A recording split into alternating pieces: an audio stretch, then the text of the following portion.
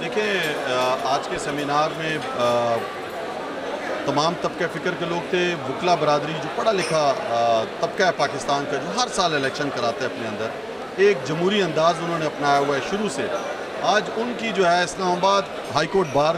کی طرف سے یہ سیمینار تھا، اور اس میں ہمارے چیئرمین عمران خان صاحب بھی آئے اور اینکرز بھی آئے، تجزیہ نگار بھی آئے. تو پوری جو حاصل بحث رہا ہے وہ یہی ہے کہ کس طرح یہ ایک ملک جو ترقی کر رہا تھا، 6% اس کی جی ڈی پی اوپر چلی گئی تھی، اکانومی بہتر ہو رہی تھی، ہم ہیلتھ کارڈ دے رہے تھے، کسان کارڈ دے رہے تھے، ہم نے احساس کا سوشل ویلفیئر کا پروگرام شروع کیا ہوا تھا،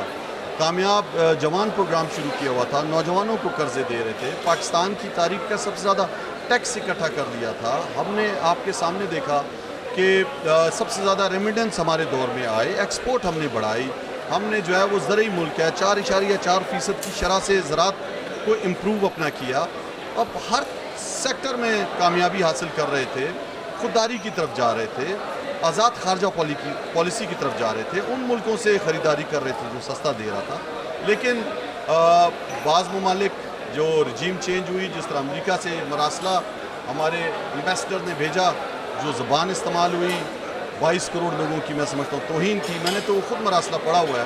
اور چیف جسٹس آف پاکستان کو ایز اے ایکٹنگ اسپیکر میں نے ان کو بھیجا ہوا ہے کہ آپ اس پر جو ہے وہ ایک آزاد جوڈیشل انکوائری کریں. تو آج کی بھی اس بحث کا یہی نکلا ہے کہ چیف جسٹس آف پاکستان کو چاہیے کہ ایک آزاد جو ہے وہ کمیشن اس کی انکوائری کرے، جس میں سب کو بلایا جائے اور بتایا جائے قوم کو کہ یہ ظلم